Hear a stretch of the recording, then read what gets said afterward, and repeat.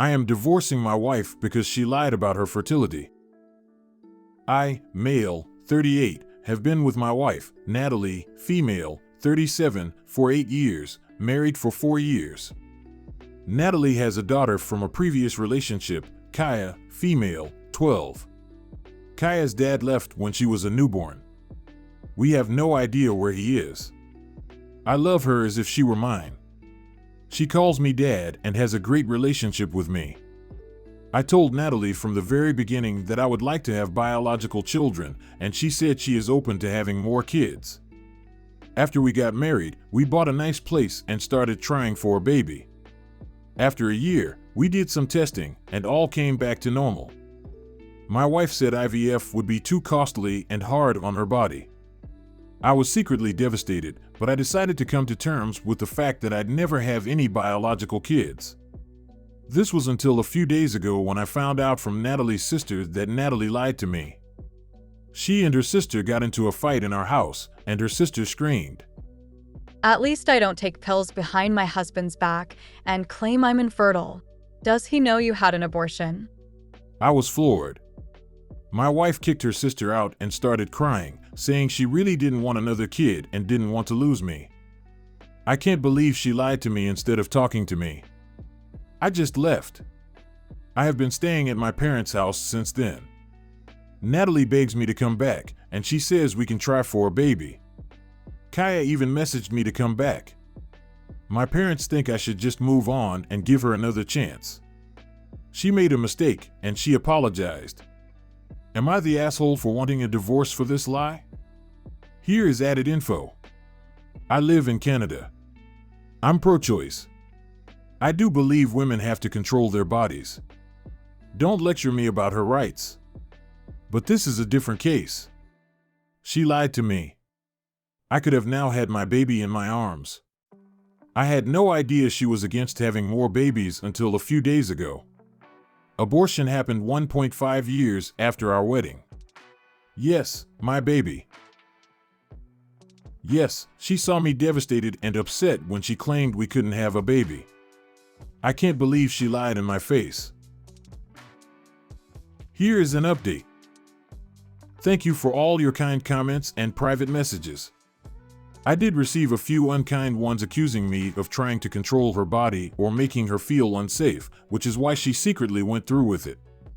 Natalie came over to my parents' house last night after dinner.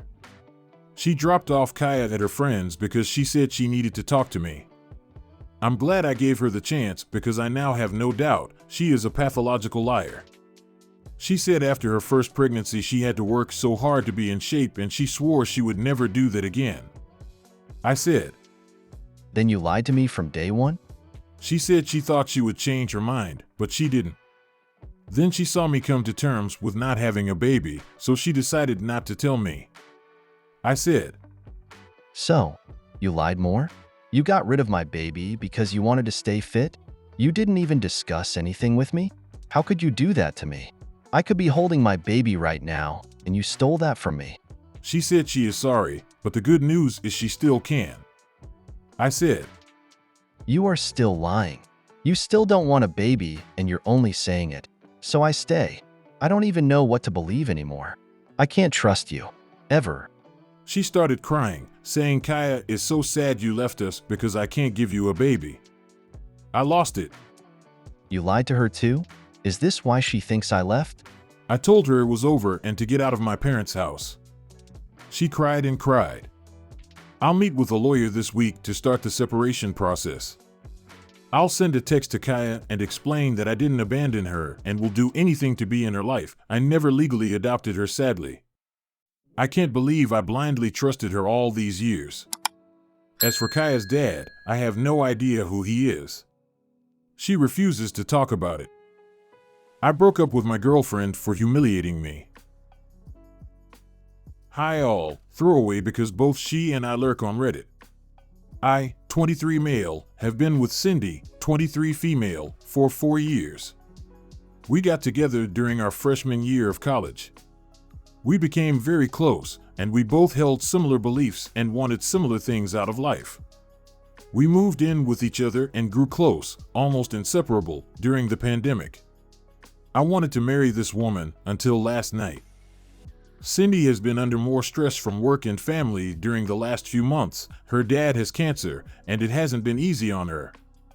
She's been drinking more and more, and while I don't mind her drinking, it's how she gets when she's drunk is where I begin to have issues. She tends to get pretty mean and say some awful things, talking about my appearance or how small my member is. She makes me feel like I'm not enough for her sexually or emotionally. She is almost always apologetic the next morning and will spend the next few days after that trying to fix things, but will turn around and do it again when she drinks. It really came to a head last night when I took her and her friend out to a popular local bar. I volunteered to be their designated driver for the night. She'd driven drunk before, and I didn't want her to make that choice again. I told her that I didn't want her to drink too much tonight, and she agreed that she wouldn't. The bar was packed when we got there, so we all went and sat at the bar and ordered some food and drinks. They were enjoying themselves, and I watched the game while they drank and enjoyed themselves. I got up and went to the bathroom, and when I came back, I noticed my girlfriend was getting loud and her friend screamed Big Johnson's sleeve while laughing. She then said, as I walked up and was in earshot, that her ex was the biggest she had, and she missed it. I pretended not to hear it because I knew she was getting drunk. I touched her back and sat down at the bar again before the guy sitting at the table grabs both our attention and asks us if I was the cock sleeve guy, and I immediately felt like I was going to be sick. These guys were laughing at me, and I asked C if she was serious, but she kept laughing. So, I just grabbed my keys and walked out. I left both her and her friend there at the bar and I drove home. I immediately packed up my essential stuff and I went to stay with a close friend for a few days. I didn't get any texts from Cindy until about an hour after I left them there, asking where I was. I then got a bunch of missed calls and texts that weren't anything but angry. I answered one call, and she was still slurring her words, and I heard she was in the bar still, so I hung up and turned off my ringer. I woke up to a stream of apology texts and more missed phone calls. She apologized and said she screwed up and was wondering when I was coming home, that I satisfy her and that I'm more than enough for her, that she'll make this right if I come home. I'm just done. I feel humiliated and embarrassed. She and I had what I thought was a good sexual relationship. We did foreplay and used toys, but I've never once not gone out of my way to pleasure her or get her off. I'm not the biggest guy down there, so, yeah, I use a sleeve to help her get off too.